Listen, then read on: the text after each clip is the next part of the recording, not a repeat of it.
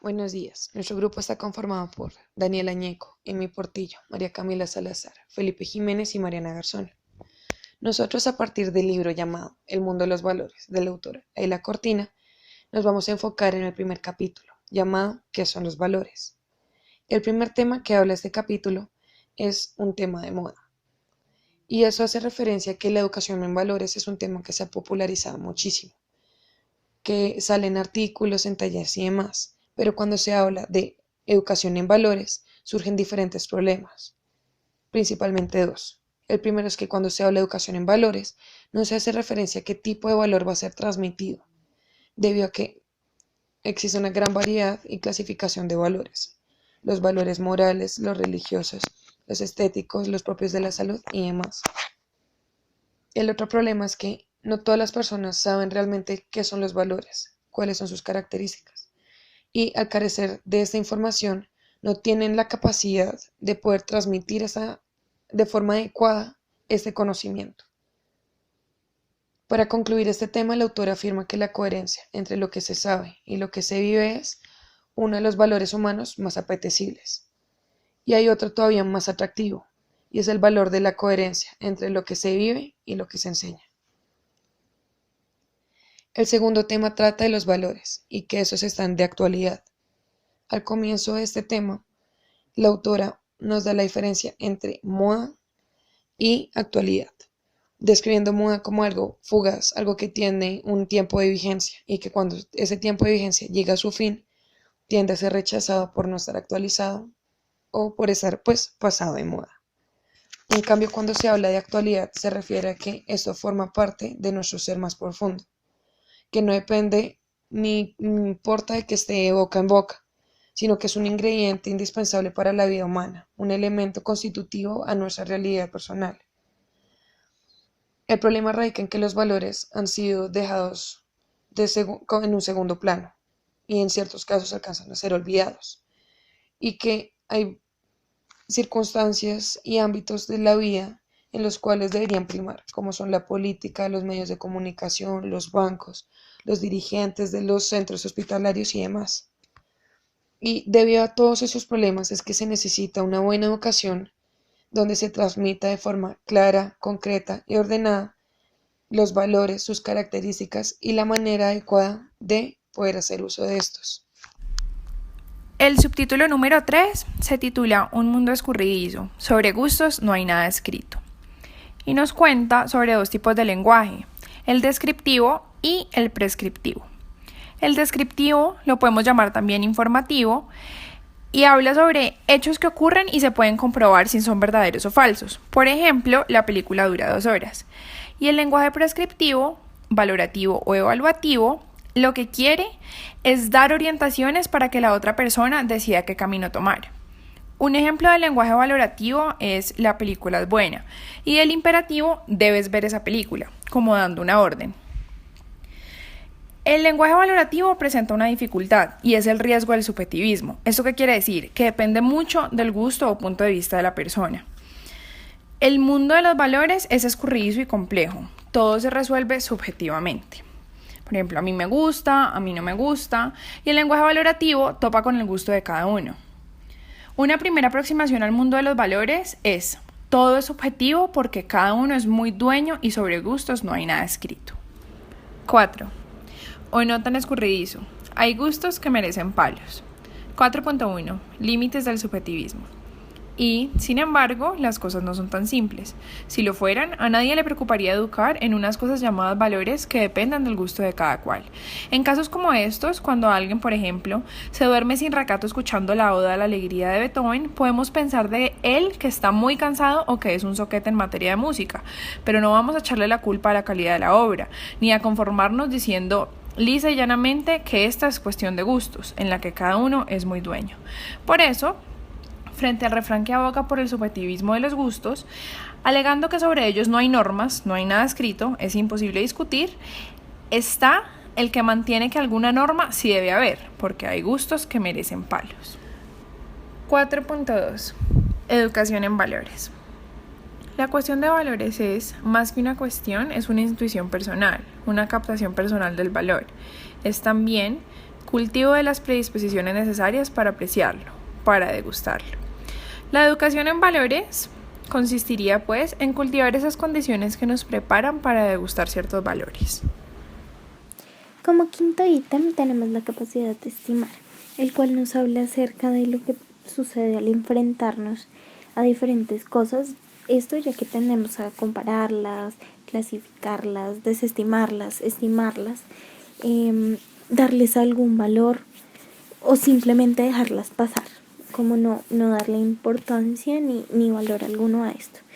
Un ejemplo claro puede ser la percepción que tenemos acerca de las personas, lo cual está relacionado o muy ligado de la mano en la forma en que puede ser relacionado con las instituciones, cómo las valoramos, unas positivamente y otras negativamente. Negativamente nos repugnan, las odiamos, o positivamente es porque tienen algo que nos atraen o las amamos. Es interesante ver que ser y valer no se identifican porque hay cosas que son y sin embargo las valoramos negativamente, como podría ser el caso de un problema, de una necesidad, de una enfermedad, mientras que otras que no son las valoramos positivamente, como la justicia, que en ningún lugar de la tierra hay justicia perfecta, pero sin embargo tiene toda la estima de nosotros. Como sexto ítem tenemos los valores valen realmente. Es por esto que el gran problema de los valores es averiguar si tienen realidad o si al contrario las inventamos y concedemos como el valor a las cosas, y eso hace que nos parezcan más valiosas, con mucho más valor. Un ejemplo de esto puede ser el respeto o la solidaridad, porque si de por sí son valiosas, pues nosotros siempre que hablamos sobre solidaridad o respeto, lo que buscamos es construir como un mundo más solidario, más respetuoso. O si por el contrario, pues unas personas deciden que la solidaridad o el respeto simplemente son un valor y ya, no le dan como el trasfondo que de pronto debería tener. Podemos esto dividirlo como pues en las dos cosas que hablamos, que es que nosotros inventamos los valores o le damos como el peso a ellos, lo cual pues hace que haya un subjetivismo que es realmente inevitable. Entonces pues hace que cada sociedad, como grupos, familias, creen sus propios valores y se rijan solamente bajo esto, sin percatarse cómo pueden repercutir en el otro. Pero podríamos también ver que los valores son reales y pues aceptarlos, pero ver que tienen un beneficio en común y que todos deberíamos aprenderlo. Entonces pues se trata como de una construcción conjunta, como mutua. Podemos ver también que los valores, pues, como decíamos antes, valen realmente, que es lo que hacen que nos atraigan y nos complazcan. Entonces realmente con base en esto empezamos a considerar buenas las cosas que portan algún valor realmente, y las consideramos realmente buenas porque en determinado momento las descubrimos en ellas un valor que no habíamos visto antes. Entonces no es algo que se decide subjetivamente, pues fijarlo y ya dejarlo así. Esto porque uno no fija lo que significa el valor o el precio o la importancia que tiene, sino porque se sabe, no porque se fija. También es importante resaltar que sería bueno que, aun buscando una construcción mutua, seamos nosotros quienes en determinado momento inventemos como el valor a las cosas o le demos el valor a las cosas. Porque si nosotros también le damos el valor, hay un momento donde al hacerlo nosotros, pues conjuntamente muchas personas empiezan a hacerlo. Esto hace parte como de toda la creatividad humana y de todo lo que implica el ser humano, todo lo que constituye al ser humano. Entonces es poder aceptar los valores, ver el valor que tienen realmente y pues estimarlos, como darles como más peso a ellos. El subtítulo 7 dice, son cualidades que nos permiten acondicionar el mundo a hacerlo habitable. Es decir, que los valores nos permiten acondicionar el mundo para que podamos vivir en él plenamente. Y por eso es necesario encarnarlos en la realidad por medio de la creatividad. Es decir, que esta permite crear una cantidad de posibilidades y mundos nuevos. Pero esta creación o creatividad es una cosa que es fruto de la libertad, y otra muy diferente, como lo define la autora, es la aberración, que es producto de las mentes calenturientas. Entonces, para condicionar la vida por medio de valores, hay que tener dos instancias en cuenta. La primera, nuestro sentido creativo, y la otra, el atenimiento a la realidad. Y no se puede prescindir de ninguna de ellas, ya que son necesarias para la construcción de la vida humana.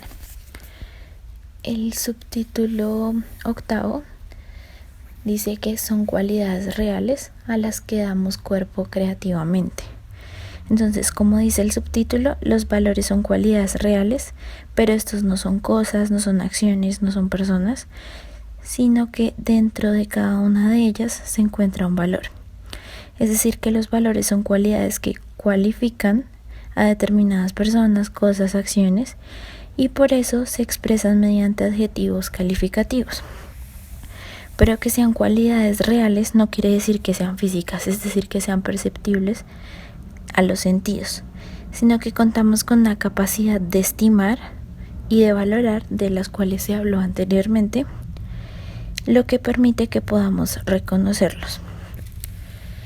Y el capítulo 9 dice que los valores son siempre positivos o negativos. Entonces, quiere decir que los valores son dinámicos, es decir, que son duales y tienen una cara atractiva y una repulsiva. Entonces, puede ser que nos agraden y nos atraen. Entonces puede ser un valor como la justicia, la igualdad, la utilidad, la belleza, o simplemente nos desagradan, entonces los repelemos, y puede ser la enfermedad, la torpeza, la fealdad o la injusticia.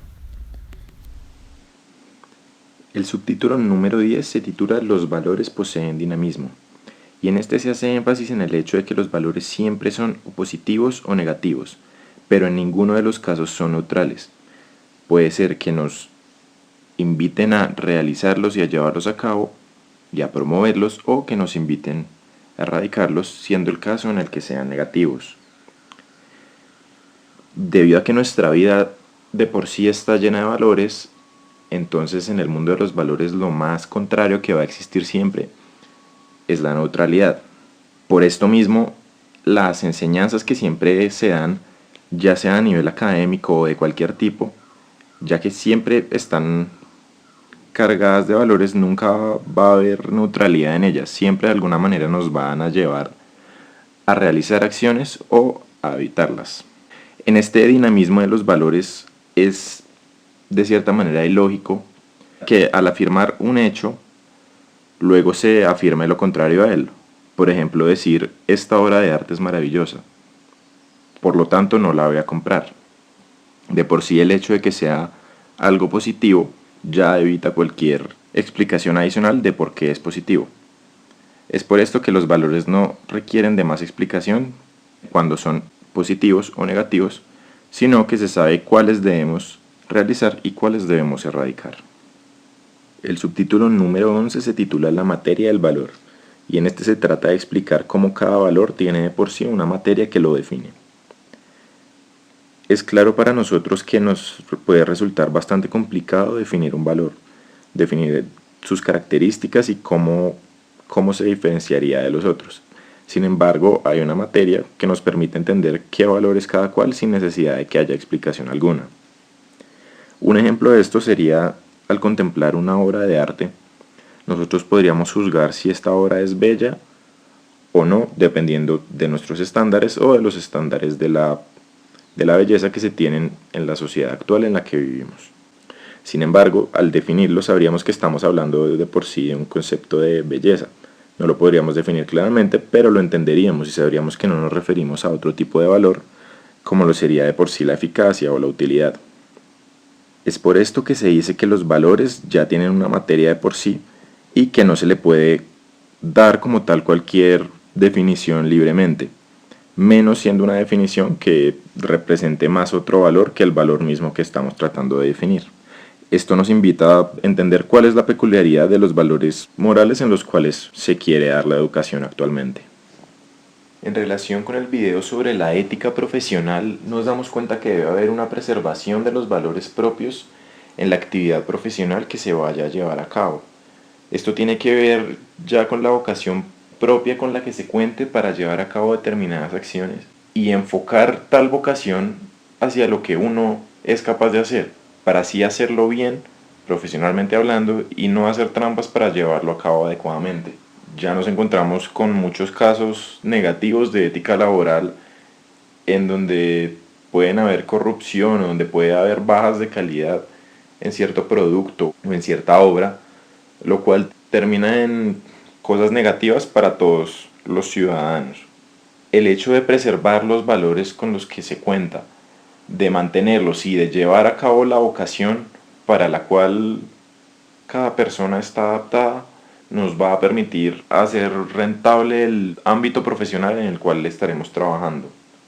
Nos va a llevar a tener una ética en nosotros mismos que se va a reflejar en rentabilidad y efectivamente en beneficios en nuestro ámbito laboral y en los clientes de tal ámbito laboral en el cual nosotros estaríamos ejerciendo. Producción de vidas humanas en el laboratorio. ¿Qué desafíos plantea esta problemática para la ética profesional y el quehacer en investigación científica? Bueno, lo que hablamos en el grupo mientras veíamos esta pregunta es que la manipulación del genoma humano, pues con el fin de modificar la raza, de purificar la raza, de mejorar la raza, pues tiene un dilema ético muy grande porque se viene a tomar el hombre como ser supremo, pues alterando el curso natural de la vida, interviniendo en un proceso evolutivo que es totalmente normal, digamos que perfecto en su forma. Más sin embargo, pues estudios científicos y demás han comprobado que aunque podría ser de ayuda, realmente pues uno de los problemas más grandes a nivel de generación de vida en laboratorio es ver al hombre como ser supremo y dejar un poco de lado el papel pues de Dios para las personas, el papel que debería cumplir Dios. Entonces hay una fuerte discusión teocentrista y evolutiva y científica en todo esto.